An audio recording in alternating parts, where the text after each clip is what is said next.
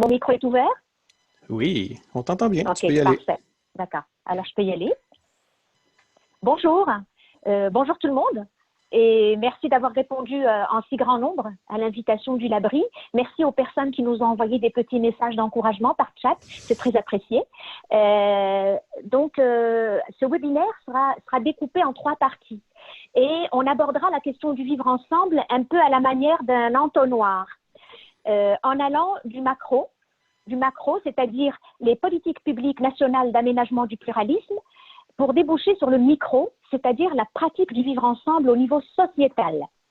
Et entre les deux, on va s'attarder à la jonction, à savoir le rôle des villes dans l'élaboration d'une proposition, d'un modèle de vivre ensemble dit de proximité.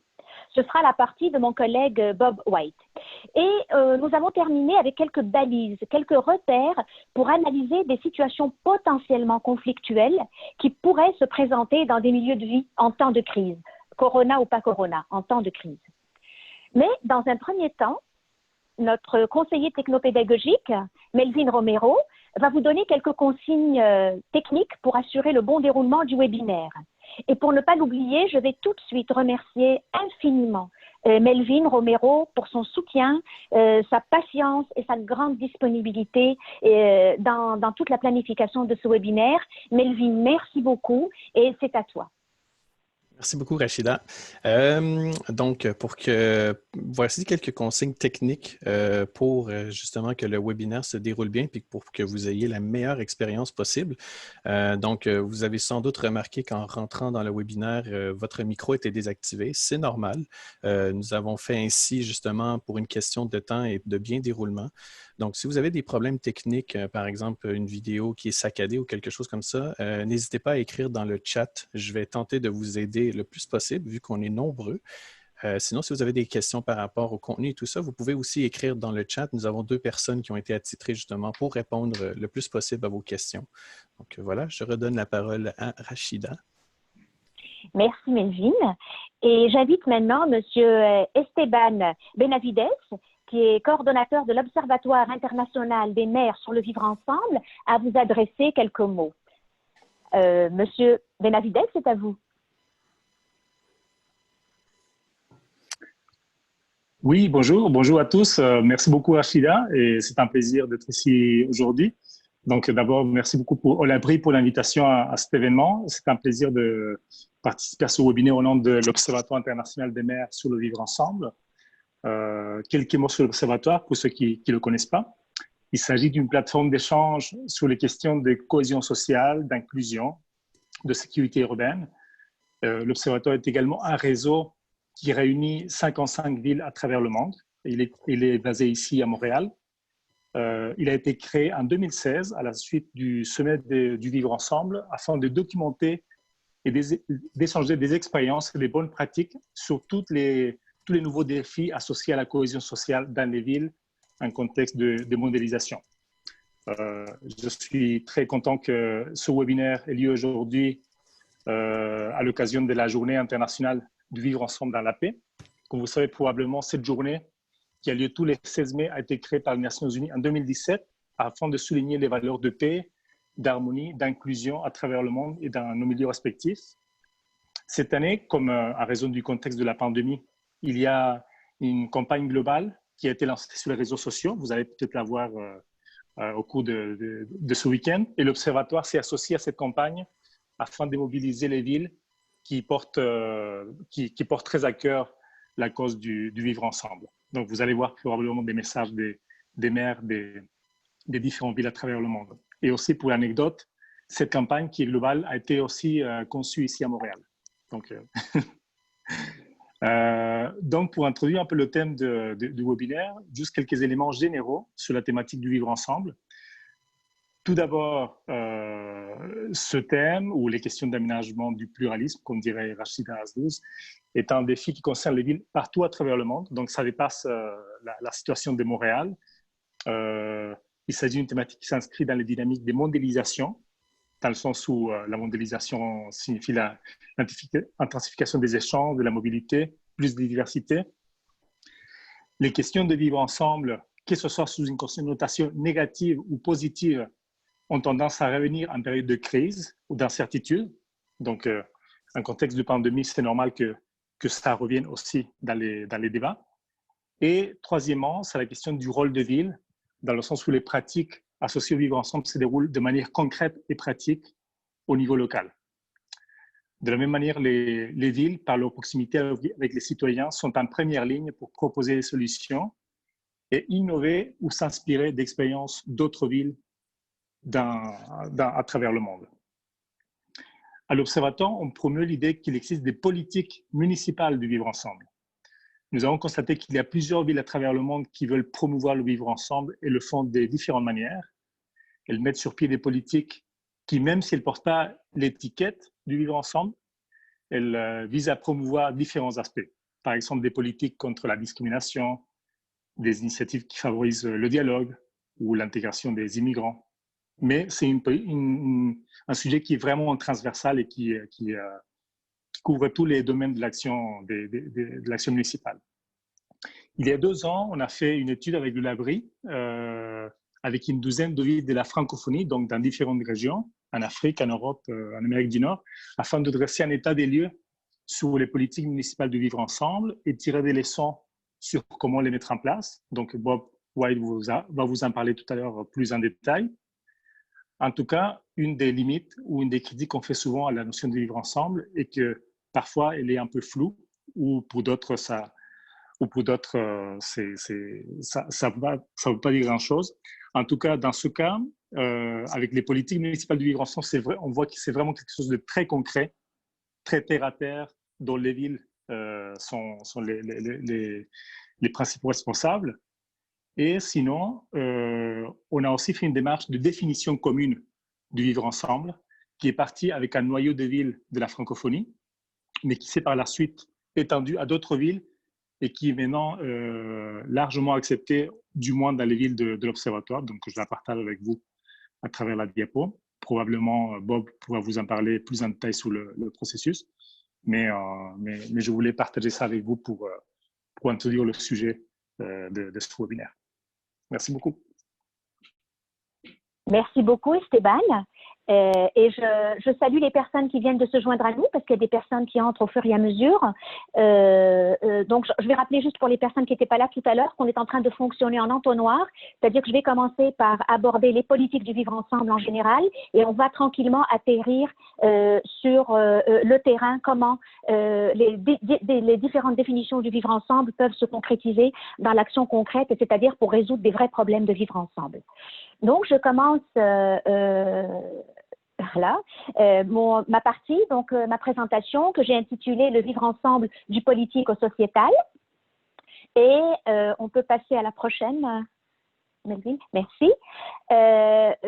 Pour mettre la table, je vais effectuer un passage en revue des modèles politiques de gestion du vivre ensemble, c'est-à-dire comment les États aménagent le vivre ensemble en contexte pluraliste et comment chacune des 3 propositions en présence, à savoir l'idéal multiculturaliste, l'idéal républicain à la française et l'idéal interculturel, se heurtent à des limites, surtout quand il s'agit de transposer chacun des modèles sur le terrain et de mettre en relief ce qui le distingue de l'autre en termes pratico-pratiques. On entend souvent dire, oui, mais théoriquement ça va, mais dans la pratique, qu'est-ce qui distingue une activité interculturelle d'une activité multiculturaliste? Donc, mettre en relief ce qui distingue un modèle de l'autre, au niveau normatif, mais aussi au niveau pratique. Je terminerai justement par une proposition qui a le mérite, à mon sens, de concilier les considérations normatives et les considérations empiriques.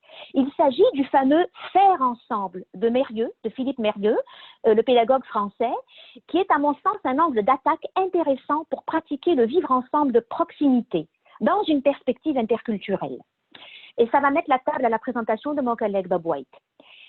Examinons à présent les modèles. Alors, je vous avertis, d'entrée de jeu, je ne ferai ni le procès ni l'apologie d'un modèle au profit ou au détriment d'un autre. Mon propos est plutôt de comparer les modèles et de dégager une voie, un passage du normatif vers l'empirique. Voyons d'abord, et c'est l'objectif du premier tableau, ce qui distingue les 3 modèles.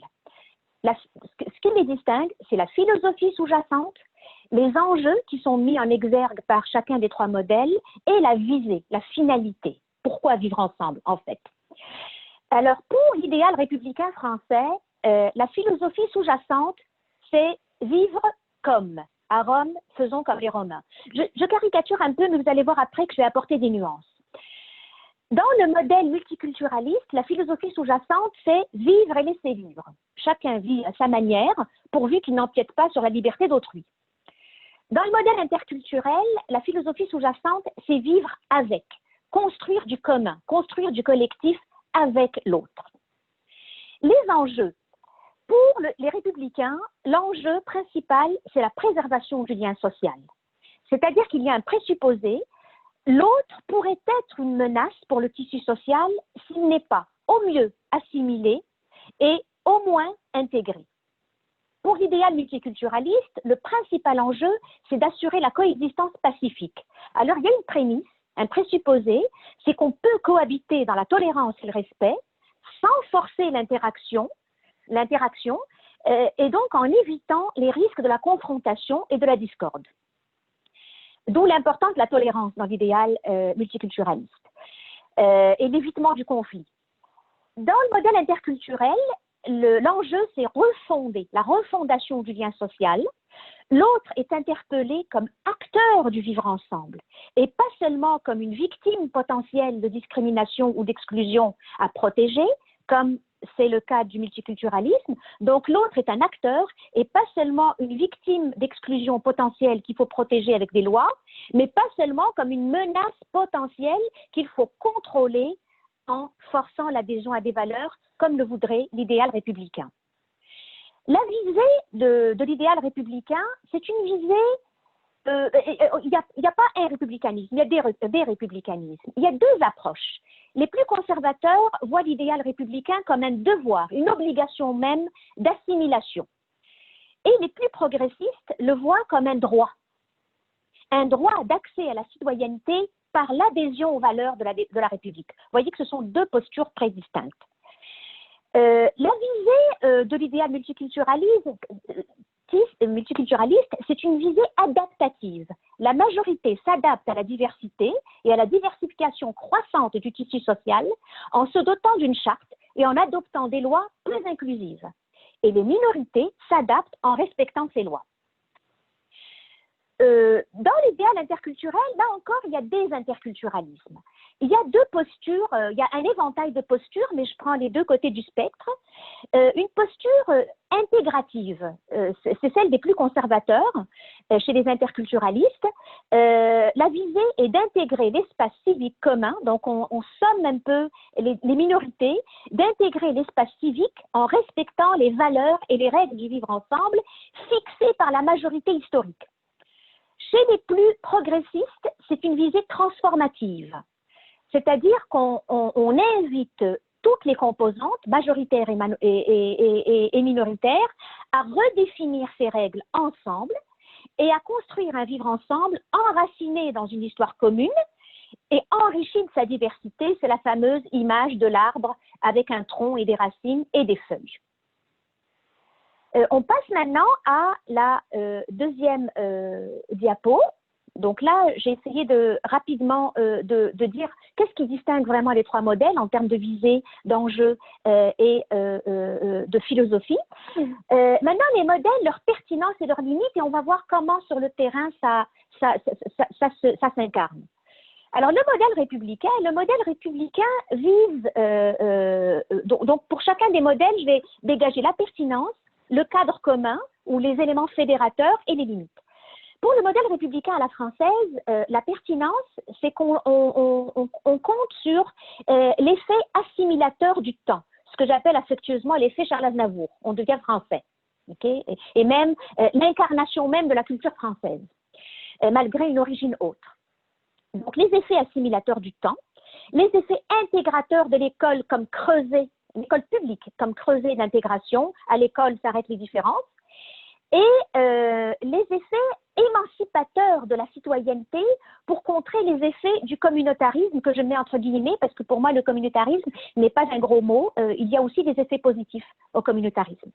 Il y a des effets, il y a des dérives, mais il y a aussi des effets positifs. Donc, la citoyenneté comme facteur d'émancipation. Donc, on ne peut pas reprocher, c'est pas négatif en soi, et c'est pas diabolisant comme modèle. Mais il y a des effets pervers et il y a des ratés. Le cadre commun pour l'idéal républicain, ce sont les valeurs de la République. Hein. C'est cette espèce d'incantation qu'on entend souvent. Il faut adhérer aux valeurs de la République et on sera tous français. Les limites, ce sont les barrières historiques, notamment le contentieux colonial qui n'a pas été liquidé. Les barrières socio-économiques, ce que j'appelle les cités dans la cité, c'est-à-dire intégrer les valeurs de la République, les valeurs de la cité, ça va bien, mais encore faut-il donner des moyens aux gens de surmonter les barrières socio-économiques qui font qu'on a mis en place des cités qui empêchent l'intégration à la cité et les phénomènes de discrimination. Les barrières psychosociologiques, maintenant, bien les barrières psychologiques, c'est le mythe du retour. Le mythe du retour qui a été entretenu par la société d'accueil, ils vont retourner chez eux, et qui a été entretenu par les accueillis eux-mêmes, qui entretenaient le mythe du retour dans le pays où ils seraient plus heureux parce qu'en France, leur intégration a connu des ratés. Donc, ça a donné lieu à des identités refuges, à des phénomènes de repli et de revendications identitaires. Et tous ces obstacles ont freiné les élans de l'attachement à la société d'accueil et ça a rendu difficile justement les effets assimilateurs du temps, les effets intégrateurs de l'école publique et les effets émancipateurs de la citoyenneté. L'idéal multiculturaliste maintenant. La pertinence, c'est la pacification par le droit, c'est-à-dire respectons tous les mêmes lois et on n'a pas besoin de s'aimer, on n'a pas besoin de partager les mêmes valeurs, mais on a au moins besoin de partager les mêmes lois et les mêmes chartes, et en cas de conflit, c'est le droit qui pacifie. L'autre pertinence, c'est la valeur intrinsèque de la diversité. On l'entend beaucoup d'ailleurs dans le discours du Premier ministre, par exemple. La diversité est une valeur, la diversité nous enrichit. Donc la valeur intrinsèque de la diversité est l'éloge de la différence. L'élément fédérateur, qu'est-ce qui nous unit? Ce sont les chartes et les droits. Les limites. La première limite, c'est la judiciarisation. Donc le recours parfois abusif aux tribunaux pour régler des conflits qui auraient pu se régler par les voies de la négociation ou de la médiation. Les conflits de valeurs, c'est un peu l'impensé du multiculturalisme, c'est-à-dire que le multiculturalisme est très bien organisé. Il y a un arsenal juridique pour gérer les conflits de droit, les conflits entre les droits de la majorité et les droits des minorités, les conflits entre groupes minoritaires, mais le modèle multiculturaliste a beaucoup de difficultés à penser, à concevoir et à offrir une proposition pour gérer les conflits de valeurs. Or, le vivre ensemble n'oppose pas seulement des sujets de droit, il oppose aussi des citoyens qui peuvent être divisés par des conflits de valeurs. Et là, il s'agit de légitimité qu'il faut entendre et concilier, et pas d'un agresseur et un agressé, ou un oppresseur, un opprimé, ou un dominateur et un dominant. Et ça, c'est vraiment l'impensé du multiculturalisme. Et tout ce qui doit se gérer sur le terrain politique de la négociation et le terrain sociétal de la médiation, et non pas sur le terrain juridique de la poursuite judiciaire ou de l'accommodement raisonnable. Et la dernière limite, c'est l'essentialisation, bien entendu, et la culture du déguisement et du folklore. Je ne reviendrai pas sur des épisodes mi-cocasses, mi-tragiques. L'interculturel, maintenant, l'interculturalisme, il y a quatre éléments qui sont pertinents. C'est que ça ramasse quand même, ça ramasse un peu des éléments du républicanisme et des éléments du multi. La pacification par le dialogue interculturel. Donc, le dialogue est un élément de pacification. Le dialogue permet d'installer le climat minimal pour pouvoir gérer les conflits et négocier l'intérêt commun. Le partage d'un cadre civique commun permet l'intégration, c'est-à-dire qu'on s'intègre à quelque chose d'existant, de préexistant. Les conflits, la médiation interculturelle est un élément qui peut permettre de gérer les conflits. Et enfin, la délibération et la médiation, cette dynamique-là, cette rhétorique-là de la médiation-délibération, dans la reconnaissance du conflit comme quelque chose de fécond et pas comme quelque chose qu'il faut éliminer ou éviter, va produire cette espèce de transformation pluraliste. La transformation pluraliste qui n'est pas qu'on vient changer une société en imposant nos façons de faire, mais ensemble, on construit quelque chose où chacun de nous doit renoncer et acquérir. L'élément fédérateur ou le noyau dur, selon l'interculturalisme, ce sont les valeurs civiques communes, ou le cadre civique commun, ou l'espace civique commun. Je ne ferai pas une guerre sémantique ici. Moi, je préfère parler d'espace civique commun, mais le cadre non plus n'est pas un gros mot, dans la mesure où ce n'est pas un cadre étanche et rigide dont on ne peut pas sortir, mais plutôt un repère auquel on peut se référer pour faire du commun et construire du collectif. Les limites de l'approche interculturelle ou d'idéal interculturel, c'est le difficile équilibre entre la transmission et la construction et entre la part respective de l'héritage et du projet. C'est facile à dire théoriquement, on construit et on hérite, il y a du projet, il y a de la mémoire, mais comment dessiner la frontière entre les deux? Les plus conservateurs vont miser beaucoup plus sur l'héritage. Ils vont dire il faut transmettre aux nouveaux arrivants et il faut transmettre à la majorité, aux minorités, les règles du vivre ensemble qui ont été fixées par la majorité. Et les plus progressistes vont dire non, non, non, la construction et la part du projet est plus importante que la part de l'héritage et de la mémoire. Et même la définition même de l'héritage et de la mémoire n'est pas claire. Où est-ce qu'on fixe la limite? Où est-ce qu'on place le curseur? On le place avec l'arrivée avec les autochtones, on le place il y a 400 ans avec l'arrivée des deux peuples fondateurs, où on intègre aussi les Asiatiques qui ont construit les chemins de fer, les afrodescendants qui font partie de l'histoire, les immigrants qui sont arrivés au début du siècle dernier, etc., etc. Donc ça, c'est un petit peu la difficulté de passer de la théorie de l'équilibre entre la transmission et la construction à la pratique, où est-ce qu'on commence la transmission et le patrimoine. Le passage du dialogue à la délibération, ça c'est une grande difficulté. Même si c'est pensé au plan normatif, dans le concret, on a du mal à décoller du dialogue interculturel pour entrer vraiment sur le terrain du conflit et de la délibération et de la conciliation des intérêts divergents. Et ça suppose l'énonciation, l'explicitation des conflits. Et généralement, on a tendance à dire ah ben là, ça commence à être de la chicane, tout ça, c'est de l'ignorance. Si on se connaissait mieux et on combattait l'ignorance par la connaissance de l'autre, ça irait mieux. Mais il faut que le placenta tombe aussi. L'accouchement, c'est douloureux. Et nous, dès que la tête du bébé sort, on commence à paniquer, on dit oui, vite, cachons ce conflit qu'on ne saurait voir. Donc, les trois modèles se heurtent à la même limite, ce que Habermas appelait les rattachements empiriques et sociologiques aux considérations normatives. Et c'est là que le faire ensemble de Mérieux, le faire ensemble est une proposition intéressante. Et on peut passer à la dernière diapo, s'il vous plaît. Le faire ensemble de Mérieux, qui est cet arrimage du normatif à l'empirique, peut faire atterrir l'interculturalisme et même jusqu'à un certain point le républicanisme dans le vivre ensemble de proximité et le multiculturalisme.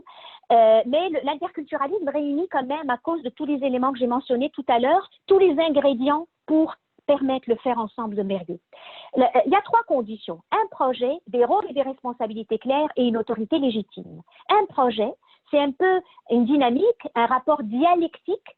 Donc, quand Mérieux parle d'un projet, il ne parle pas d'un projet préprogrammé, prédéfini, auquel on invite toutes les composantes à adhérer.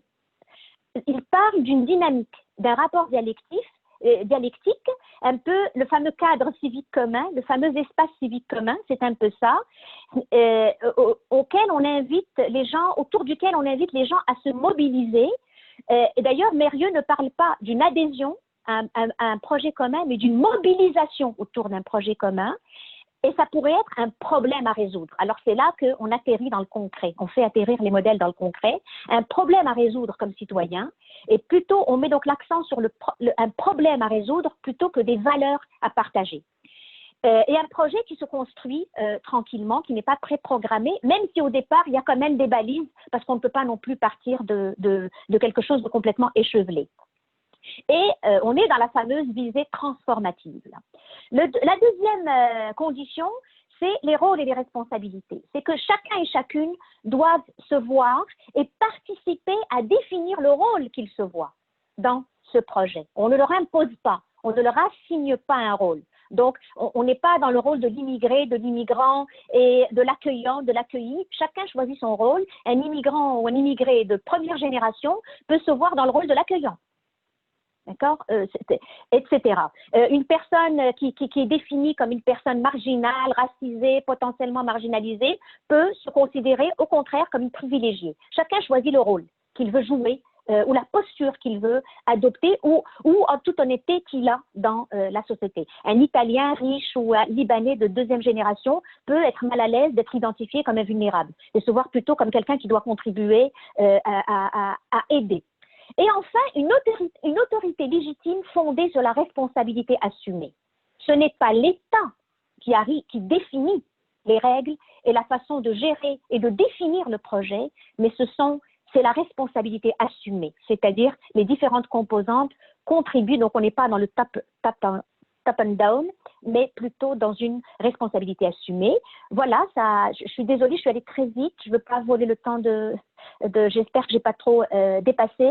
Je vais finir par une petite définition, une petite citation de Martine Abdallah Pratsel, qui est une des pionnières de l'interculturalisme en France. Je fais exprès de choisir la France parce qu'en France aussi, il y a des interculturalistes. La culture est un acte et non une description. Elle est négociée, pas donnée. Pour moi, ça résume tout à fait le faire ensemble de Mérieux et ce que devrait être ou pourrait être l'interculturalisme. Alors Bob, c'est à toi. Excellent. Merci beaucoup, Rachida. Je vais prendre une seconde juste pour faire un partage d'écran. On va voir si je suis capable de m'occuper de cette question technique. Voilà. Donc, en principe, vous voyez un autre diapo. Est-ce que ça va bien? Oui? Très bien. Donc, je vais commencer ma présentation. J'aimerais d'abord remercier Rachida pour ce synthèse et sens d'économie de la gestion du temps.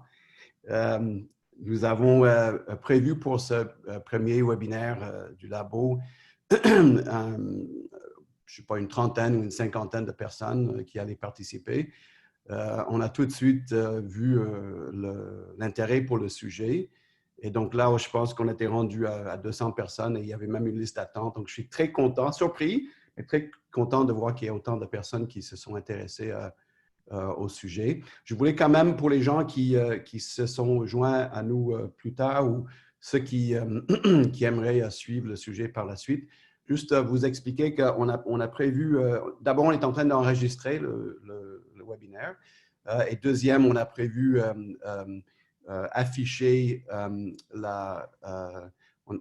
afficher le contenu des présentations sur notre site web après le webinaire. Donc, vous aurez accès aux deux présentations. On va aussi mettre quelques textes qui sont en rapport avec le vivre ensemble. Et Rachida et moi, on a pensé reprendre les éléments qui sont discutés dans le cadre du chat pour faire une sorte de synthèse de la discussion qui aura lieu. Parce que dans la troisième partie du webinaire, on va vous demander d'envoyer quelques suggestions par rapport à des situations concrètes du vivre ensemble. Et on va voir si, en direct, si on est capable d'en recevoir quelques situations et puis les traiter ensemble avec vous. On s'excuse qu'il n'y a pas la possibilité d'échanger avec tout le monde directement. Ça, c'est un peu les limites du dispositif. On a l'avantage d'avoir autant de personnes, mais avec autant de personnes, on ne peut pas vraiment faire quelque chose de plus interactif que d'échanger avec vous par le chat. Donc, j'aimerais vraiment remercier Melvin pour son aide avec le côté technique de gérer tout ça. Et surtout à nos deux auxiliaires, Mathilde et Maude, qui sont avec vous par chat. Elles sont en train de regarder un peu ce qui se passe dans les discussions. Et donc, rendu au moment de la discussion, Mathilde, je pense, va nous faire quelques suggestions par rapport aux situations qui sont proposées par vous, les participants. Donc, Quand Rachida et moi, on s'est parlé un peu de ce sujet, on s'est dit, mais qu'est-ce qu'on fait maintenant au temps du confinement ou peut-être au temps du déconfinement, parce que c'est justement à ce moment que ce genre de questions se posent. Qu'est-ce qu'on fait après 15 ou 20 ans de débat identitaire sur la question de vivre ensemble? Est-ce qu'on va juste accepter le fait que le vivre ensemble soit une sorte d'instrumentalisation politique d'une notion de cohésion sociale, une notion qui d'ailleurs qui est très proche de l'interculturel, ou est-ce qu'on va être capable d'atterrir l'idée de vivre ensemble dans une échelle locale? Pour ceux qui me connaissent, je travaille beaucoup en ville et sur les villes et avec les villes. Et donc, moi, j'avais proposé de ramener ça d'abord au niveau de la cité. Juste quelques rappels, je dirais, historiques. Évidemment, nous vivons actuellement une urbanisation très rapide. Et avec cette urbanisation planétaire, il y a aussi une diversification rapide des villes. Avec cette diversification et urbanisation, on constate une augmentation dans le nombre de situations de contact et les interactions un peu inédites entre les personnes qui viennent d'origines diverses. Et donc, ça préoccupe non seulement les citoyens, les gens dans les différents milieux de vie, mais ça préoccupe aussi les personnes qui s'occupent de l'administration municipale, donc des municipalités. Et donc, souvent, on va distinguer entre ville grand V puis ville petite v, ville comme administration publique ou politique et ville comme territoire ou comme espace social. Moi, en tant qu'anthropologue, je m'intéresse aux deux. On peut faire autant l'ethnographie des villes et travailler avec les gens qui travaillent pour les villes, mais on peut aussi s'intéresser aux pratiques quotidiennes dans les différents quartiers et milieux de vie d'un point de vue plutôt classique anthropologique. Mais donc, il y a deux choses qui sont claires, c'est que le vivre ensemble, c'est à la fois un modèle politique, comme dans la brillante présentation que Rachida nous a fait, de voir les similitudes et différences entre les différents modèles nationaux ou politiques du vivre ensemble. Mais le vivre ensemble, c'est quelque chose qui se vit. C'est quelque chose qui se passe à une échelle locale. Et donc, je rappelle souvent dans mes présentations cette idée que la ville n'est pas un pays. Une ville peut faire des choses qu'un pays ne peut pas faire, surtout au niveau identitaire. On constate souvent que c'est beaucoup plus facile de faire partie d'une ville que de faire partie d'un pays. Et donc, pour moi, l'échelle municipale, l'échelle locale est quelque chose de nécessairement intéressant. Alors, dans le travail que nous avons fait avec nos collègues à la Ville de Montréal et en collaboration avec l'Association internationale des maires francophones, il y a un travail qui a été proposé comme Esteban nous a expliqué un peu au début du webinaire, pour mieux clarifier ce que c'est le vivre ensemble pour que les villes puissent en faire quelque chose. Et nos collègues à la Ville ont commencé par ce constat très pertinent pour moi, que la croissance des villes et les nouvelles formes de mobilité humaine posent de plus en plus de défis par rapport à la cohésion sociale. Et dans ce sens, il s'agit d'un enjeu qui est mondial, mais où les villes se trouvent au premier plan. Donc, c'est un problème, une question globale, mais où les villes sont des acteurs importants. Alors, dans la documentation qui a accompagné le webinaire, on vous a donné accès à ce petit texte qui a été proposé par l'UNESCO. En fait, c'est une reprise du rapport que nous avons produit dans le cadre de la collaboration avec la ville et l'IMF. Et c'est une sorte de vulgarisation des résultats de ce premier rapport que nous avons fait, qui consistait à faire une sorte d'analyse comparative des politiques municipales dans le monde de la francophonie. Donc, il y avait une douzaine de villes qui ont été regardées. Je remercie d'abord mes collègues Martha Massana et Stéphanie Leblanc qui ont beaucoup travaillé sur ce rapport-là. Maintenant, l'intérêt du rapport a été repris par l'UNESCO et dans ce texte de l'UNESCO, c'est assez intéressant. C'est comme une version un peu synthèse des résultats de recherche dans le cadre du projet avec la ville. Dans ce rapport initial, on a repéré plusieurs exemples de mise en œuvre du vivre ensemble par les administrations municipales, notamment quelques exemples au Québec que j'aimerais souligner. Ces exemples, je profite un peu de ce moment pour parler un peu du Réméry, qui est un réseau de villes qui existe depuis plusieurs années maintenant. Le réseau des municipalités en immigration et relations interculturelles au Québec. C'est comme une sorte de communauté de pratique des professionnels qui travaillent dans les villes et qui se penchent de façon systématique sur ces questions-là. Dans le cadre de ce projet de réseautage et de partenariat, plusieurs villes se sont distinguées par rapport aux efforts qu'ils font pour essayer d'encadrer les dynamiques interculturelles avec un modèle vivre ensemble. On a le cas de Montréal qu'on a déjà vu avec l'Observatoire international. Le cas de Québec est assez intéressant. Ils ont mis sur pied une série d'outils pour pouvoir identifier les indicateurs du vivre ensemble à l'échelle municipale. Et ils ont un système assez sophistiqué pour faire l'évaluation des projets et des programmes. La ville de Repentigny, que certains connaissent très bien, travaille depuis plus qu'1 an sur un cadre de référence qui serait un cadre de référence interne sur le vivre ensemble qui comprend évaluation de programmes et aussi des formations pour les employés municipaux. Quelques exemples ailleurs. On a en Afrique subsaharienne la ville de Douala qui fait des choses très intéressantes. Par exemple, un caravane de sensibilisation par rapport au vivre ensemble. À Strasbourg, ils ont mis sur pied un conseil de résidents étrangers. Le mot étranger peut nous sembler étrange, mais c'est pour s'assurer le vivre ensemble entre différentes communautés. Et un ciné-club, ceux qui me connaissent, ils savent que je suis fanatique des ciné-clubs. Un ciné-club club du vivre ensemble dans la ville de Tunis. Donc, vous voyez que ce n'est pas uniquement au Québec, c'est quelque chose qui se passe à l'échelle municipale et vraiment à l'échelle planétaire. Et donc, quand on fait le synthèse un peu de ces actions-là à l'échelle municipale, il y a un certain nombre de projets et programmes qui ressortent clairement. Et de notre point de vue, nous qui avons fait le rapport, de notre point de vue qui présente un potentiel intéressant par rapport à la promotion de vivre ensemble et la mise en œuvre, pas juste les discours autour de ça, mais l'opérationnalisation, si vous me permettez le terme, de ce vivre ensemble, notamment les programmes de parrainage professionnel qui existent dans plusieurs villes dans la région de Montréal. Les guides d'inclusion, ça c'est vraiment, je pense que c'est un domaine en émergence pour les villes. Donc, c'est qu'est-ce que les employés des villes peuvent faire pour s'assurer d'avoir des pratiques d'inclusion dans les prestations de services.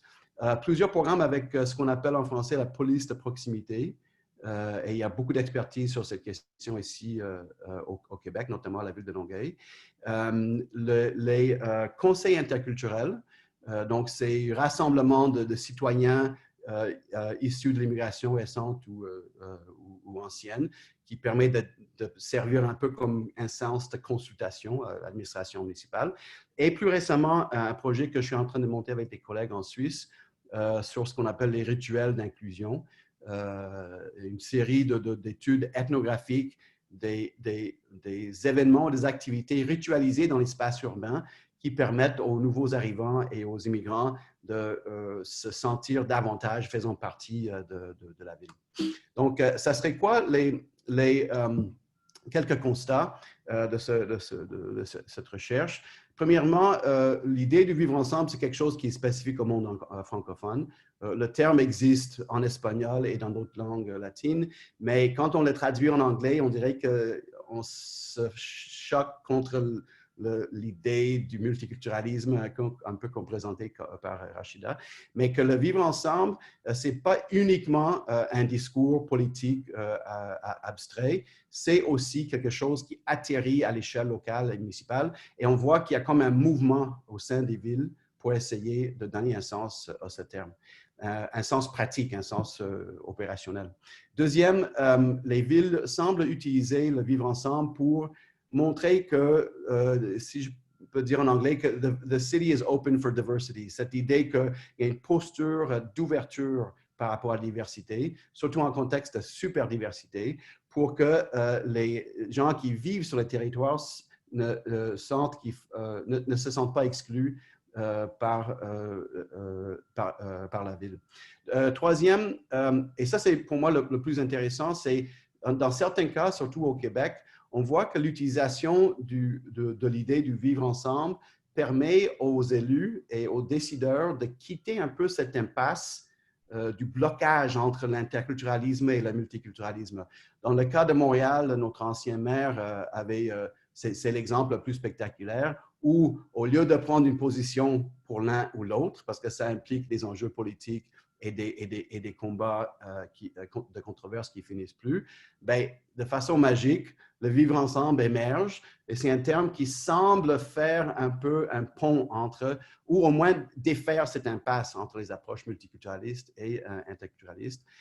Et donc, dernier constat, c'est l'idée que les villes qui se donnent un cadre quelconque semble avoir plus de facilité à faire la promotion de vivre ensemble. Donc, c'est cette idée démontrée dans la recherche que quand une ville prend position par rapport à la diversité, indépendamment de la façon que c'est fait, ben, ça peut avoir un effet, un impact positif sur le vivre ensemble dans la ville. Alors, Rachida et moi, on s'est dit, pour ne pas justement rester à ce niveau-là, étatique, municipal, des politiques ou des discours, que ça c'est intéressant et important de ramener ça un peu au niveau du contexte de proximité. On a imaginé au départ quelques contextes qui seraient appropriés pour regarder, je dirais, en termes très concrets, les interactions, les situations qui émergent dans le contexte, les situations de vivre ensemble qui émergent en contexte de la pandémie. Et on a identifié quelques exemples, transport commun, les lieux de consommation comme les marchés, l'espace commercial, les espaces institutionnels, donc dans la prestation de services, évidemment les différents contextes du travail qui sont très, très variables et donc, sur lesquels il y a beaucoup de préoccupations actuellement, et les relations de voisinage. Mais donc, dans l'invitation qui vous a été envoyée, vous avez lu une question qui ressemblait à ceci. On a demandé à tout le monde qui allait participer au webinaire, d'abord de réfléchir, pas uniquement sur les modèles et sur les notions et la terminologie, mais de réfléchir sur des situations du vivre ensemble qui seraient concrètes et des situations, admettons, des différents milieux professionnels ou différents milieux de vie qui seraient potentiellement conflictuels, que vous pouvez observer dans le contexte de la pandémie. Et si c'est le cas, ce n'est pas toujours le cas, si vous avez identifié des solutions où il y a des solutions qui ont été mises en place pour répondre à ces situations-là. Donc, Rachida, si tu es prête, moi, j'ai comme fini ma présentation à moi. Et je sais que maintenant, toi, tu voulais comme nous faire une sorte de transition vers la troisième partie du webinaire. Oui. Juste passer à la troisième partie, on avait pensé, et merci beaucoup Bob, j'espère ne pas avoir trop grugé de ton temps de parole. D'accord, ça va. Alors, on est quand même 157, c'est ce que je vois c'est ce que je vois sur mon écran. Donc, on aurait vraiment souhaité plus d'interactivité. Malheureusement, c'est très difficile avec un tel nombre. Donc, ce qu'on pensait, c'était peut-être travailler sur 2-3 situations. On a du temps pour à peu près… on a du temps quand même. Il est 9h47. Pour interagir autour de quelques situations que vous pourriez envoyer sur le chat, à savoir des situations de vivre ensemble potentiellement conflictuelles que vous observez dans le contexte actuel de la pandémie et de voir ensemble comment est-ce qu'on peut décortiquer une situation comme celle-là. Idéalement, une situation qui ne soit pas trop pointue, trop spécifique, mais une situation qui pourrait peut-être rejoindre l'intérêt de plusieurs personnes qui sont avec nous dans le webinaire. Et on va essayer de la décortiquer ensemble.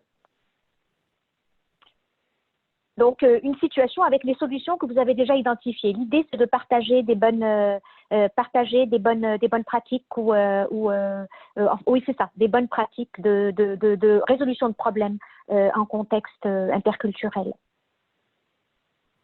Ça, donc, pour encadrer cette partie du webinaire, moi, j'ai proposé à Rachida de revenir à un projet de recherche qui est effectué avec mes collègues au Labri sur la cohabitation en contexte interculturel et qui vise, depuis quelques années maintenant, à trouver une façon efficace de documenter et de faire l'analyse des situations interculturelles. Dans le cadre de ce projet, le premier obstacle auquel on a été confronté, c'est de savoir comment faire pour définir une situation interculturelle. N'est-ce pas, Rachida? C'est pas évident. On vous en a proposé une. Excuse-moi, Bob. Pour que ce soit plus clair, on vous en propose une juste à titre d'exemple. Je ne sais pas si on peut avoir la diapo. Moi, avant, je vais donner juste 2 minutes sur ce que nous, on a trouvé comme façon de définir les situations. Et ça va aider non seulement Mathilde et Maude à commencer à regarder ce qui se passe dans le chat. Ça donne un peu plus de temps. Mais aussi, ça va clarifier, je pense, pour les participants, ce que nous, on veut dire par situation. Rachida, toi et moi, quand on parle des situations, on est habituellement assez d'accord pour savoir ce qui est une situation interculturelle et ce qui ne l'est pas. Mais des fois, il faut comme calibrer un peu nos regards pour pouvoir en parler de la situation. Et donc, dans ces ateliers de situations interculturelles que nous avons mis sur pied dans le cadre du projet au labo, on passe beaucoup de temps dans ces ateliers-là juste à travailler avec les participants pour savoir comment est-ce qu'on fait pour décrire une situation interculturelle. Donc, Rachida et moi, on va vous montrer une situation que nous avons choisie à titre d'exemple. Et vous allez voir que c'est le résultat d'un travail. Ce n'est pas juste une chose qui est donnée de soi. Non, on a comme travaillé là, sur la situation et puis on a essayé de la décrire ensemble. Je propose ici cette définition qui a été trouvée pour une publication qu'on a fait récemment dans le cadre du projet. Donc, en utilisant l'expression « situation interculturelle », nous voulons faire référence à un nombre infini d'interactions quotidiennes en contexte pluriethnique où les préjugés et des barrières objectives peuvent devenir des obstacles à la communication, à l'efficacité des actes à poser et se transformer ainsi en facteur d'exclusion. Donc, vous voyez qu'il y a l'importance de l'interaction. Donc, il y a des choses qui se font ou qui se disent entre des personnes. Il y a aussi le fait qu'il y a comme un problème de compréhension et ce problème de compréhension peut mener au renforcement des préjugés qui lui-même mène à différents facteurs d'exclusion. Mais je veux juste insister sur le fait que, parce que Rachel l'a dit, puis c'est important, dans l'analyse des situations, on a tendance à favoriser l'utilisation des situations conflictuelles. Ça ne veut pas dire nécessairement que l'interculturel, c'est toujours conflictuel. Parce qu'il y a plein de situations interculturelles qui se passent à tous les jours, qui sont neutres, ou qui sont même positifs. Mais si on veut se pencher sur la question de vivre ensemble, et d'un point de vue interculturel, il faut regarder où le bas blesse, où le conflit est créé, où il y a des tensions qui empêchent justement l'émergence du vivre ensemble dans les communautés. Et donc, je voulais juste, excusez-moi Rachida, je voulais juste prendre 2 minutes là-dessus pour s'assurer qu'on a comme un peu la même façon de parler des situations. Et donc, dans nos ateliers, souvent, les gens vont nous dire, mais moi, j'ai une situation, par exemple, il y a beaucoup de chômage dans certains groupes de communautés ethnoculturelles.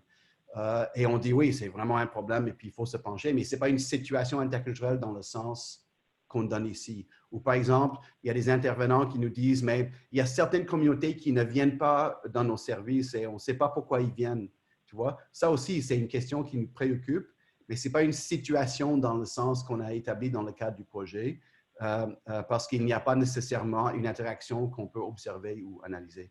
Donc, Rachida, je ne sais pas si tu es d'accord avec cette façon de voir les situations, mais dans le travail que toi et moi, on a fait ensemble pour préparer le webinaire, on a parlé de plusieurs exemples de situations et finalement, on s'est mis d'accord sur la situation suivante. Moi, je trouve ça vraiment intéressant parce que c'est une situation qui fait appel aux problématiques liées du confinement et déconfinement. Et vous allez voir dans cette situation-là, il y a des dynamiques non seulement interculturelles, mais aussi des perceptions par rapport à l'identité des minorités visibles. Et il y a aussi une dynamique intergénérationnelle. Donc, c'est une situation assez intéressante, mais complexe. Les adolescents dont des parents sont issus de l'immigration se réunissent en grand nombre dans le parc du quartier, malgré les règles de distanciation sociale et de confinement. Des personnes âgées du groupe majoritaire se plaignent du bruit et reprochent à ces jeunes de mettre en danger leur santé et celle des autres. La tension monte entre les habitants qui vivent à côté des parcs, les jeunes, les parents et la police,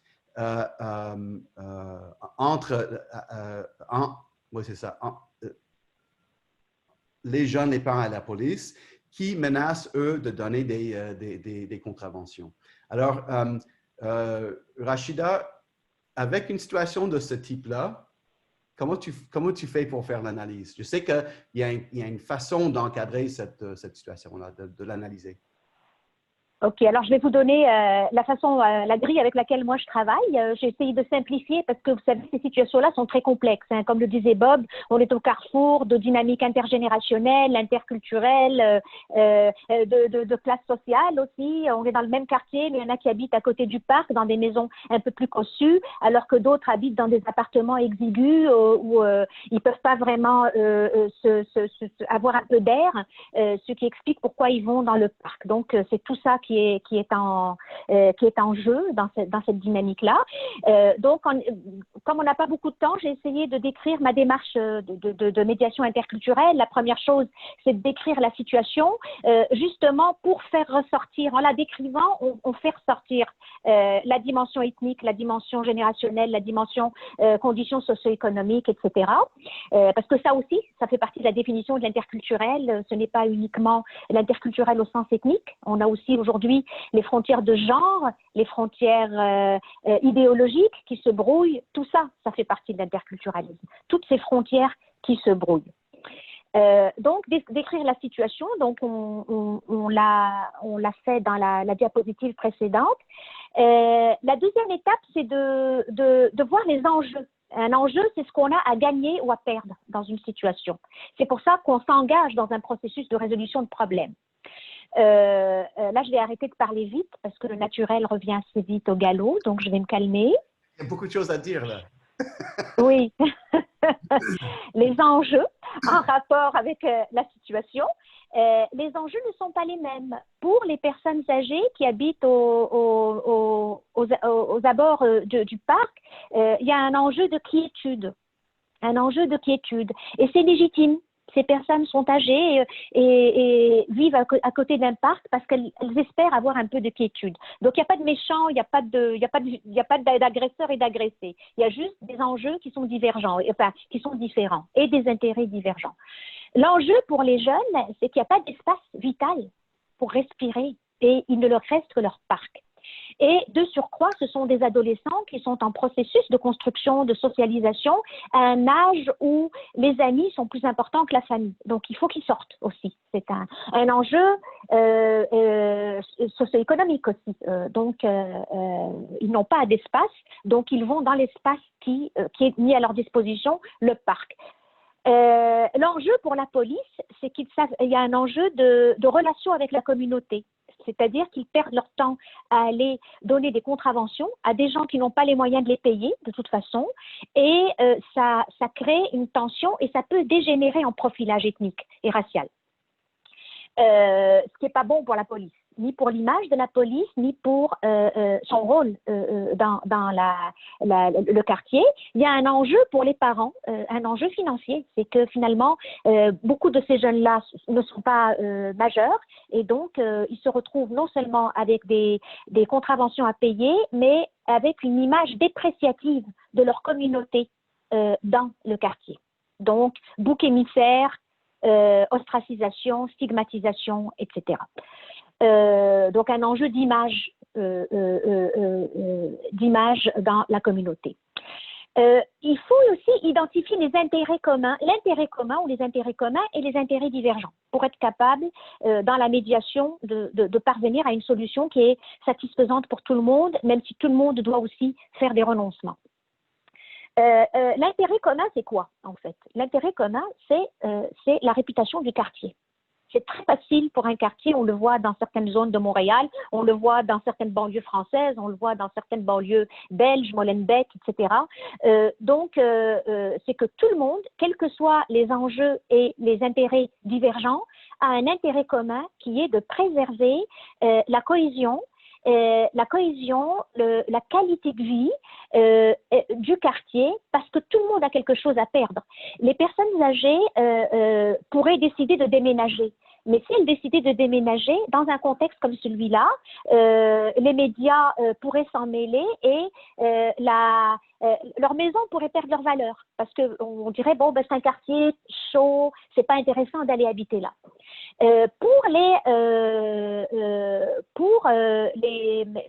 La police, l'intérêt, c'est de mobiliser ses ressources à régler des problèmes de criminalité, des problèmes de violence, des problèmes, plutôt qu'à régler des problèmes de contravention donnés aux jeunes. Donc, il y a un intérêt de gestion responsable et efficiente des ressources humaines.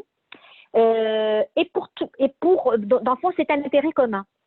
Donc, l'intérêt commun de tout le monde, c'est que cette situation ne dégénère pas et que le quartier ne souffre pas d'une image dépréciative et qu'il n'y ait pas de tension interethnique et intergénérationnelle. Les intérêts divergents, il y a des intérêts divergents, bien entendu. Pour les personnes âgées, leur intérêt, c'est leur quiétude. Ils disent, nous, on habite à côté du parc, on paye, on veut être tranquille.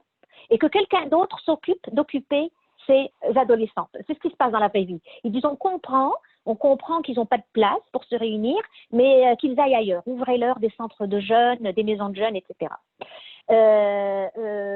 Pour la police, l'intérêt divergent de la police, c'est qu'ils disent, nous, on n'est pas des psychoéducateurs, on n'est pas des médiateurs, nous, on a un travail d'agent d'autorité dans un contexte de crise où les libertés individuelles sont, comment dirais-je, restreintes, n'est-ce pas?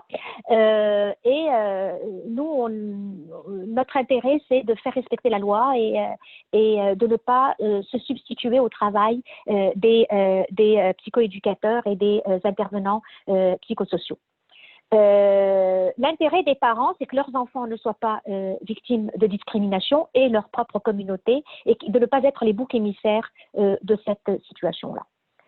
Et la recherche de solutions qui rejoignent le plus possible l'intérêt commun. Donc, on conviendra que dans une situation de médiation interculturelle, comme dans une situation de médiation quelle qu'elle soit, on n'est pas dans la meilleure solution, mais dans la solution la moins préjudiciable. C'est extrêmement important, ça. On cherche la solution la moins préjudiciable et non pas la solution idéale, parce qu'elle n'existe pas quand des intérêts aussi divergents et des enjeux aussi différents entrent en collision. Alors voilà, c'est un petit peu la façon dont on travaille pour gérer ce genre de situation, qui par ailleurs pourrait se produire en dehors d'un contexte de pandémie. Hein. On le voit par exemple ici à Montréal, au Carré Saint-Louis, où des itinérants, par exemple, des personnes souffrant de problématiques de santé mentale ou d'itinérance se réunissaient là, occupaient cet espace-là, et autour, il y avait des maisons très cossues, des propriétaires qui disaient au prix on paye nos maisons, on veut de la quiétude, mais en même temps le parc appartient à tout le monde et les itinérants avaient le droit aussi d'occuper cet espace public. Voilà. Alors voilà, peu. Dans cette situation-là, il y a la possibilité que ça dérape à travers les interactions soit entre les personnes âgées et les jeunes, ou bien entre la police et les jeunes, ou d'autres. Et quand il y a des tensions autour de qui a le droit d'être en public et de quelle façon, c'est sûr que ça peut, comme tu avais dit, ça peut créer un sentiment non seulement de confusion, mais un sentiment d'insécurité. Et dès qu'on voit la police arriver, tout le monde se dit, attends, est-ce que mon quartier est sécure ou est-ce qu'on a comme du bon vivre ensemble dans notre quartier-là? Donc, moi, je pense que la question de l'appartenance au quartier, qui est très important pour les arrondissements et pour les villes. Mais beaucoup de recherches démontrent que ça part du sentiment de sécurité. Est-ce que je me sens en sécurité dans mon quartier? Donc, Oui. comment tu veux... donc là, je trouve que le timing est bon. Là, il nous reste une trentaine de minutes avant la fin du webinaire. Comment tu veux procéder pour la dernière partie? Ben, est-ce qu'il y a quelqu'un qui ramasse les mises en situation? Oui, je pense que Mathilde et On Maud pourrait- travaillent là-dessus. Moi, je viens de relancer un message parce qu'on n'a pas eu beaucoup de propositions de situations. Donc, moi, J'en vois une femme hésite à dénoncer sa voisine issue de l'immigration qui va organiser une grande chasse au coco de Pâques pour ses petits-enfants métissés. on pourrait On peut-être va essayer dans les... Je pense que Mathilde regarde un peu depuis tantôt. Peut-être D'accord. on peut demander à Mathilde de nous donner quelques impressions. Mathilde, comment ça se passe dans le chat? Nous, on est plutôt occupés par la présentation. Je Bonjour lis, tout le monde. Merci Bob et Rachida. Bonjour. Puis merci à tout le monde pour votre participation dans le chat. Là. On a reçu beaucoup de commentaires, quelques questions. On prend note de tout, puis on va essayer de répondre à tout ça dans le rapport synthèse. Oui. Pour ce qui est des situations, on n'en a pas encore beaucoup.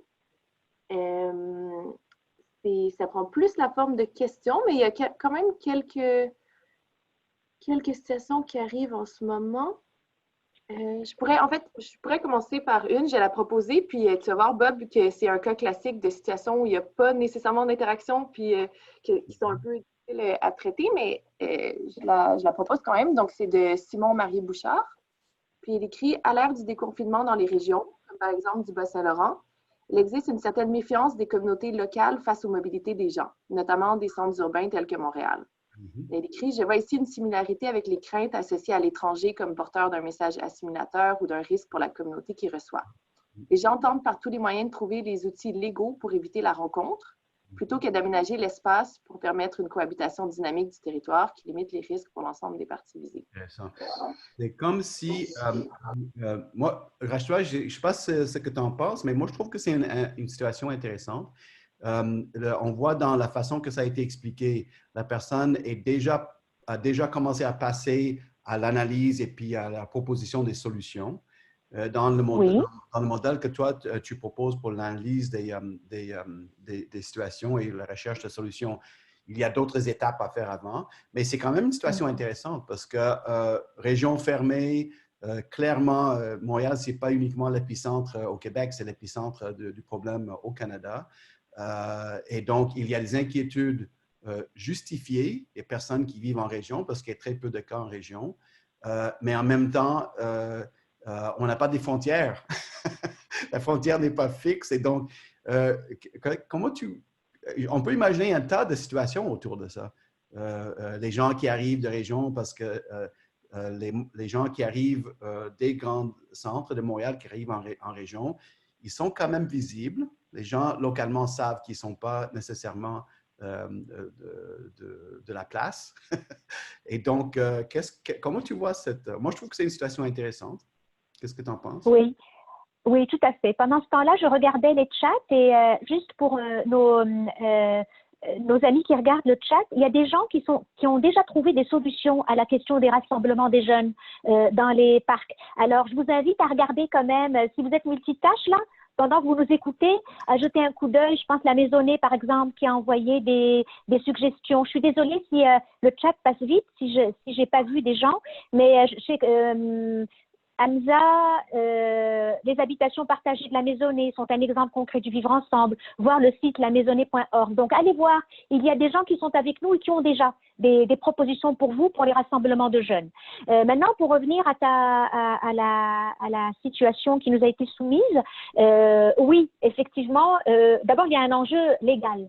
Il y a un enjeu légal. Est-ce qu'on peut empêcher les gens de circuler entre les grandes villes et les régions? Est-ce qu'on est... c'est intéressant l'ostracisme, hein, parce que là, tout le monde vient vers les grandes villes parce que c'est là qu'il y a du travail. Et les grandes villes disent ce serait bien qu'ils restent en région, qu'ils ne viennent pas grossir les rangs du chômage. Et maintenant, c'est l'inverse. Ce sont les gens des régions qui trouvent que les Montréalais sont, ou ailleurs, les gens des villes sont envahissants et qui devraient garder leurs microbes chez eux.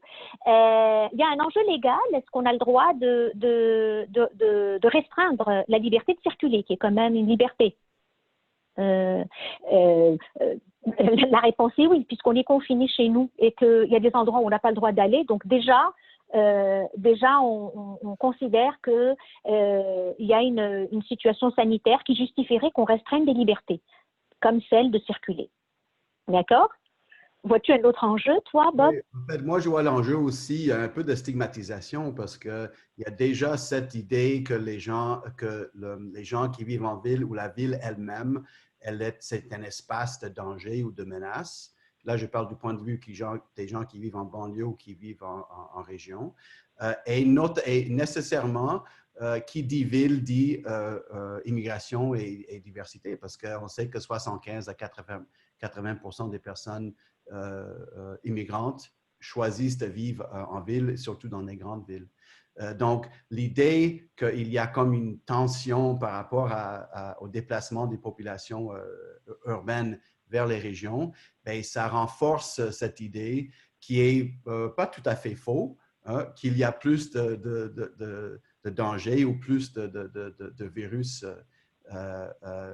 en ville et que ce virus soit donc associé avec certaines populations diversifiées. Moi, c'est ça un peu qui m'inquiète dans cette situation-là. Mais si on essayait de voir des solutions concrètes, c'est très difficile à imaginer des solutions pour cette situation-là. Oui, je pense que ce qui est important d'abord, c'est vraiment de décortiquer la situation. Parce qu'il y a un enjeu socio-économique aussi là-dedans. Il y a effectivement, c'est du même ordre en fait que les gens qui disent on va déménager en banlieue parce que les écoles publiques en ville sont des foyers d'immigration. Il y a trop de concentration ethnique ou trop de diversité ethnique et les écoles des banlieues sont plus, je parle des écoles publiques, ou en région sont plus monolithiques, etc. Donc, je ne suis pas convaincue d'avoir compris la question. Je suis désolée. Qu'est-ce qu'on cherche? Peut-être qu'on peut savoir si, Mathilde, est-ce qu'entre-temps, est-ce qu'il y a des situations avec plus d'interaction, des situations plus concrètes qui ont été proposées depuis qu'on se parle depuis quelques minutes? Est-ce qu'on peut peut-être revenir à Mathilde pour voir s'il y a des suggestions pour d'autres situations? Oui, bien, il y en a il y en a quelques-unes quand même. Puis il y en a une qui vient d'arriver que je trouve intéressante parce qu'elle est très d'actualité. Donc, c'est Brian Bronfman qui a écrit « Je pense à la situation à Outremont, où une vingtaine de Juifs assidiques ont célébré un jour férié d'une manière qui causait des plaintes. Ils étaient chargés d'avoir causé trop de bruit, mais pas pour un rassemblement inapproprié. » Donc, là, il liste des problèmes. Comment prendre en charge ces situations? Comment éviter que toute une religion soit considérée non respectueuse des normes quand c'est une toute petite minorité dans une autre minorité de la religion? Comment travailler plus étroitement avec ces religieux pour éviter ces situations? Donc, les situations qui se sont passées à Outremont, dans les communautés juives assidiques récemment. C'est ça. Ça, ce sont des situations c'est important de les travailler en amont. Parce que ça, c'était des situations qui étaient quand même prévisibles au début de la pandémie. On avait quand même beaucoup d'éléments d'information qui pouvaient laisser craindre ce genre de situation-là. On avait les dates pour les fêtes. On savait qu'il y avait des fêtes religieuses qui s'en venaient. On avait des antécédents. Il y a eu des précédents. Il y a eu des situations, des précédents de rassemblement en dehors de la période de pandémie. Donc, en principe, ça fait quand même une vingtaine d'années depuis l'affaire de Lérouve. Je suis désolée pour les personnes qui vivent pas au Québec. Donc, je ne veux pas entrer dans des situations, des cas de jurisprudence et tout qui ont... ça serait trop long, mais je veux juste dire, voilà, une situation, et ça peut être vrai dans une banlieue française, ça peut être vrai dans un milieu multiethnique ou de forte concentration ethnique, c'est qu'on avait déjà beaucoup d'éléments d'information qui auraient pu nous inciter, c'est-à-dire inciter le quartier, les responsables du quartier, à prévenir cette situation. En faisant l'exercice justement, c'est quoi les enjeux? Il y a un enjeu sanitaire pour tout le monde. juif hassidique ou pas juif hassidique. Il y a un enjeu d'ostracisation, justement, un risque de stigmatisation. Il y a des craintes réelles, légitimes et justifiées d'ordre sanitaire. Donc, il y aurait eu lieu d'organiser entre les différents acteurs et les différentes actrices concernées le faire ensemble de merveilleux, donc mettre en place rapidement une cellule de résolution de problèmes en amont.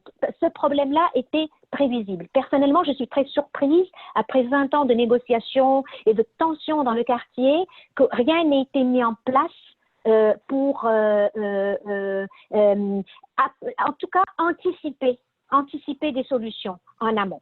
Parce que là, ça c'est fait et on fait du damage control. On rétropédale et le damage control, c'est de gérer justement le ciblage et la stigmatisation, mais de gérer et de délégitimer par ailleurs des craintes tout à fait légitimes des citoyens. Donc voilà.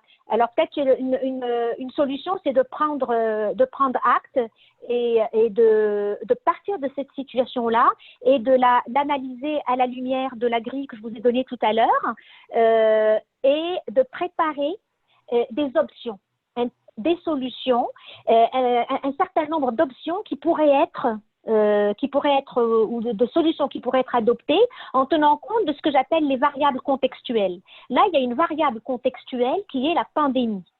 C'est une variable contextuelle. Il y a une pandémie qui justifie plein d'accros, en fait.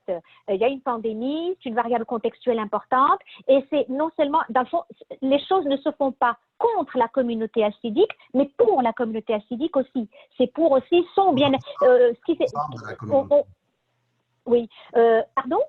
Ouais, parce que c'est bon pour la communauté. Dans le fond, c'est ça. On n'est pas dans la communauté hassidique contre les citoyens, mais c'est tout le monde. C'est l'intérêt commun, c'est que c'est dans l'intérêt de toute la communauté que ça ne se répande pas. Ça s'est passé à Saint-Luc quand il y a eu des mariages.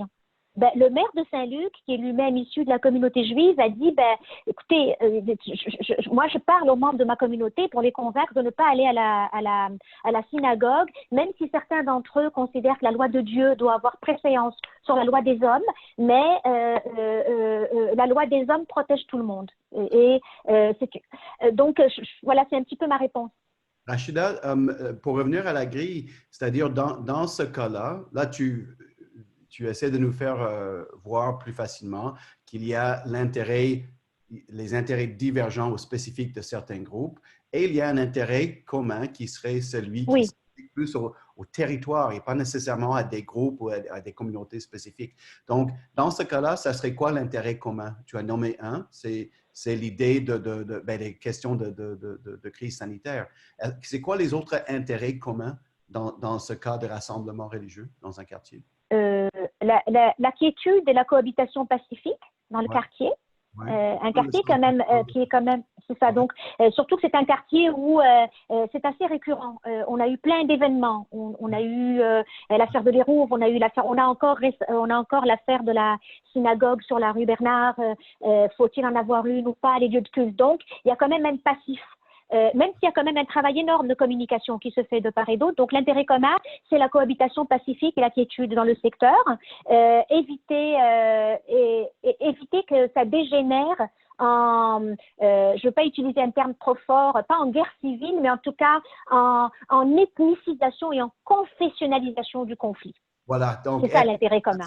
Et confessionnalisation, ces deux facteurs peuvent jouer parce qu'on a quand même des intérêts divergents. Maintenant, en termes concrets, ce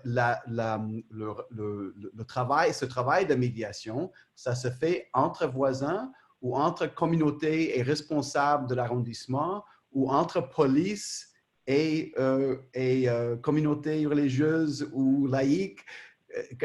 De ton point de vue, c'est quoi, avec cette situation-là, ça serait quoi l'angle à prendre? Est-ce que c'est entre les citoyens ou avec l'encadrement des autorités?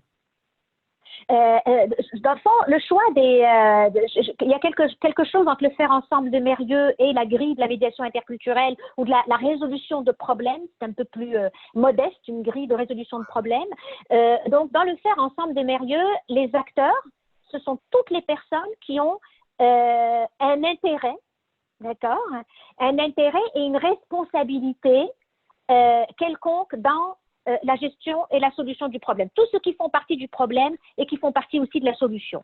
Donc, et dans la grille, dans les repères que je vous ai donnés, ce sont toutes les personnes qui effectivement ont un intérêt commun et divergent. Donc, dans ce cas-là, ce sont des membres de la communauté ou leurs représentants, des membres de la municipalité, dans le fond de la ville d'Outremont et donc des membres des fonctionnaires, mais aussi probablement des élus, des médiateurs neutres, c'est-à-dire des personnes qui ne sont pas identifiées ni comme adhérents à l'un ou à l'autre des camps, et des représentants de citoyens, des deux citoyens, parce que les hassidiques ne sont pas seulement des religieux, ils sont aussi des citoyens dans ce quartier. Donc des représentants de citoyens qui ne sont pas de confession juive et des représentants de citoyens qui sont de confession juive hassidique, hein, parce que tous les juifs ne sont pas hassidiques. Donc il ne faut pas non plus faire porter sur des juifs laïcs qui n'appartiennent pas à la communauté le fardeau de toute la communauté juive. Donc ce sont toutes, c'est ça, donc des politiques, des fonctionnaires, des intervenants psychosociaux, des citoyens, citoyennes et un ou quelques médiateurs neutres. C'est ça, OK. Donc, moi, je pense qu'on dirait qu'il va nous rester le temps peut-être pour discuter d'une situation. Donc, je vais demander à Mathilde de nous faire une proposition. Mais avant de faire ça, je vous envoie par le chat un lien. C'est le produit de quelques premiers travaux du labo sur la question de stigmatisation. Et justement, nos collègues, donc Pierre Anctil et Joseph Lévy, ont traité spécifiquement la question des communautés juives hassidiques dans le contexte de la pandémie.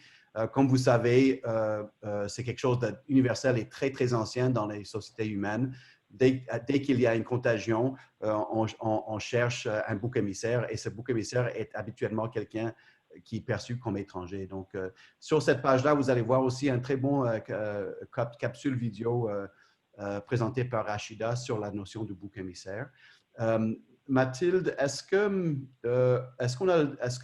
je vois que le chat, ça déroule un peu vite. Il y a une discussion. Oui, mais c'est intéressant. C'est intéressant ce qui se passe sur le chat parce que j'essaie de voir des observations sur le chat qui sont d'intérêt général et pour embarquer un petit peu les gens avec nous aussi. Alors peut-être juste quelqu'un qui parle de règles communes et que le vivre ensemble n'est pas possible si les gens ne respectent pas le plus petit dénominateur commun que sont les règles communes. Mais c'est vraiment l'idée du faire ensemble de Mérieux et l'idée de ma grille d'analyse d'une situation concrète. C'est que quand on parle d'intérêt général, ça présuppose qu'il y a quelque chose de partagé et de commun qu'on risque de perdre si on ne se mobilise pas pour régler le problème. Et le fait qu'il y ait des intérêts divergents n'exclut pas le fait qu'on finisse par trouver un intérêt commun, et le fait qu'il y ait des conflits ne suppose pas nécessairement qu'il y a des agresseurs et des agressés, des victimes et des bourreaux, mais ce sont des légitimités, des postures légitimes qui se confrontent et qui interagissent, et il faut aboutir à un intérêt. Mais ça ne veut pas dire que tout le monde est égal. Il y a des inégalités quand même dans les rapports de pouvoir, dans les moyens financiers, etc. Donc le fait de dire que les positions sont légitimes ne signifie pas qu'on dit toute chose est égale. Bon, d'accord? Quelqu'un qui a une maison, c'est pas comme quelqu'un qui n'a pas de maison. Bon. Est-ce que, Rachida, qu'est-ce que tu en penses? Est-ce qu'on essaie de voir si on peut... Il nous reste peut-être 10-15 minutes. On essaie de voir s'il y a une autre situation qu'on peut discuter ensemble. Mathilde, je serais curieux de savoir si, dans ce travail de triage, si tu as trouvé quelque chose à nous suggérer. Absolument. Bien, il y a beaucoup de situations qui arrivent. Là. Merci tout le monde pour ouais, c'est gentil. les suggestions. Donc, il y en a une de Nathalie Martin qui a écrit « Pour l'instant, les bibliothèques sont fermées. Mais avant leur fermeture, et on peut donc anticiper lors de leur réouverture, nous avons eu certaines tensions entre différents usagers, soit entre eux ou entre les usagers et les employés. Par exemple, un usager qui refuse qu'une employée asiatique soit la personne à le servir. Je vous lance. OK. Ouais, premièrement, on va revenir à la question de stigmatisation en contexte de pandémie parce que tout au début de cette situation-là, c'était les groupes, les communautés juives qui ont été ciblées à cause de la façon que l'éclosion est arrivée à Montréal, Côte-Saint-Luc, dans certains quartiers. Il y avait beaucoup de bisbilles autour des communautés juives hassidiques. Mais on sait que dans la plupart du monde et maintenant ici au Québec et au Canada, il y a une très grande stigmatisation par rapport aux communautés asiatiques. Donc, je sais qu'il y a des groupes, il y a un groupe, le CRAR, ici à Montréal, qui a travaillé sur les techniques d'intervention pour soutenir les gens qui sont victimes de discours haineux ou victimes de discrimination explicite. C'est même pas implicite ou suggéré. Là, les personnes d'origine asiatique qui sont visées par des propos haineux ou par la discrimination concrète. Et donc, c'est vraiment quelque chose qui est extrêmement important et est à surveiller parce que, comme nous savons, je ne vais pas nommer cette personne qui est président aux États-Unis, mais il y a plusieurs chefs d'État qui envoient exactement le message que c'est un problème qui appartient à un pays ou à une ethnie en spécifique ou à un groupe, communauté culturelle en spécifique. Et c'est vraiment, au niveau de la communication politique, c'est un problème de base. Mais merci beaucoup, Nathalie, pour cette suggestion de situation. C'est très concret. Quand on parle des villes, on parle aux services, la prestation des services. Et effectivement, bibliothèque comme tiers-lieu, comme lieu de rassemblement neutre des institutions publiques, ça devrait être un espace où on ne peut pas permettre ce genre de stigmatisation-là. Mais nous savons qu'il y a beaucoup de problèmes, non seulement avec les communautés maghrébines, mais aussi avec les communautés asiatiques par rapport à la stigmatisation. Donc, mais ça, c'est un nouveau cas. Rachida, qu'est-ce que tu penses de cette situation-là? Bon, moi, j'essaie d'organiser, comme il nous reste juste 6 minutes, je vais essayer d'organiser ça le plus... il y a 2 enjeux là-dedans. Il y a un enjeu juridique, un enjeu clairement de discrimination. On ne discrimine pas une personne, on ne refuse pas l'accès à une personne à cause de son apparence physique ou son origine ethnique, etc. Donc ça, c'est très clair. Et il y a une dimension plus pédagogique. C'est que une dimension pédagogique et une autre dimension qui est dans la conception même de la discrimination dans une société, qui est quelque chose d'évolutif. Les Asiatiques sont souvent perçus comme une communauté qui a une image, qui bénéficie d'une image positive et appréciative. Et pour nous qui travaillons dans l'interculturel depuis longtemps, on se fait dire par des employeurs, envoyez-nous des Asiatiques, ils sont travaillants, ils sont dociles, ils respectent les règles et il n'y a pas de problème. D'accord? Donc vous voyez que c'est évolutif. Des personnes qui sont associées à une image appréciative peuvent un jour devenir associées à une image dépréciative. D'accord? Donc ça, c'est vraiment important quand on pense l'interculturalisme et qu'on pense les rapports minoritaires, majoritaires et les rapports de stigmatisation. Il faut penser que c'est évolutif. D'accord? Donc, on peut toujours être la cible. La deuxième, donc ça c'est dans la conception même, quand on pense nos politiques de discrimination, il faut qu'il y ait des choses très ciblées, mais il faut aussi qu'il y ait des choses très générales. La deuxième chose, c'est la dimension juridique, c'est interdit, c'est interdit. Et la troisième chose, c'est le pédagogique, c'est qu'effectivement, il y a un travail à faire, on ne connaît pas les communautés asiatiques, parce qu'un Asiatique, ça peut être un Chinois, ça peut être quelqu'un de Hong Kong, ou du continent, ça peut être aussi un Pakistanais ou un Sri Lankais. C'est pas pareil. C'est pas la même culture, c'est pas les mêmes pays d'origine, c'est pas les mêmes. Donc, on voit bien qu'on a un peu, mis de côté cette communauté-là parce qu'elle n'avait pas de problème. Et là, je rejoins ce que Bob disait tout à l'heure. Il ne faut pas attendre qu'une communauté vive des difficultés. Il faut vraiment penser la diversité comme un phénomène sur lequel il faut se pencher tout le temps. Problème, pas problème. Donc, il faut les connaître. Et il y a plein de variables contextuelles. La personne qui rentre dans une librairie, ça peut être une Chinoise adoptée par une famille issue de la majorité historique, qui n'a rien à voir, qui n'a jamais mis les pieds en Chine. Ça peut être une chinoise de première, deuxième génération, mais ça peut être aussi une personne asiatique de la première génération et qui a le droit d'être à la bibliothèque comme tout le monde. Mais ça, bon, quand ça se produit, je pense qu'il y a vraiment un travail pédagogique à faire. Ce qui a été proposé, c'est très intéressant parce que c'est un peu à l'inverse. C'est un usager qui refuse de se faire servir par un employé asiatique dans la bibliothèque. C'est arrivé. Donc, c'est arrivé et ça, on voit des cas comme ça dans les hôpitaux, dans les écoles, mais par rapport à ce cas-là, il me semble qu'il y a un travail de réflexion organisationnelle à faire parce que c'est pas un cas d'accommodement raisonnable, ça. Toi, tu es non, pas du tout. On est dans la discrimination directe. Exact. Il me semble que c'est la responsabilité de l'organisation, que ce soit les bibliothèques ou cette bibliothèque-là, d'avoir une politique claire par rapport à la prestation des services. Et moi, ce que je vois dans beaucoup de ces situations-là avec les intervenants et les professionnels, c'est que, étant donné qu'il n'y a pas un cadre clair défini par l'organisation ou par l'institution, bien, des employés individuels sont pris à prendre des décisions. Est-ce que j'ignore le fait que cette personne pose un acte discriminatoire? Est-ce que je fais le moral pour expliquer que ce n'est pas acceptable? Est-ce que j'essaie de faire la médiation? Autrement dit, il y a beaucoup de pression qui tombe sur les épaules des intervenants et des professionnels parce qu'ils font face à des situations qu'on n'a jamais vues auparavant et ils doivent, sur le champ, magiquement décider quelle est la position de l'institution. Mais on sait qu'il y a une différence entre la posture du professionnel ou de l'intervenant et la position de l'institution ou de l'employeur. Donc, moi, une solution que je proposerais directement dans cette situation-là, c'est de s'assurer que dans cette bibliothèque ou dans la bibliothèque, il y a des règles du jeu qui sont claires et partagées par les membres de l'institution pour pas qu'ils se sentent dépourvus ou pour pas qu'ils se sentent abandonnés par l'institution et ils commencent à prendre des décisions individuelles. Donc, dans le contexte de la santé, c'est assez frappé. Nous avons donc tous les problèmes des CHSLD où il y a un problème par rapport aux préposés aux bénéficiaires et qui n'ont pas les ressources pour agir. Mais en plus de ça, les règles ne sont pas claires.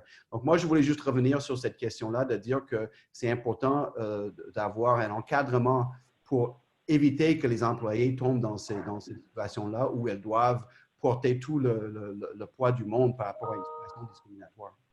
Là, je vois qu'on arrive à la fin de notre temps. On arrive à la fin, oui. Moi, je te laisse.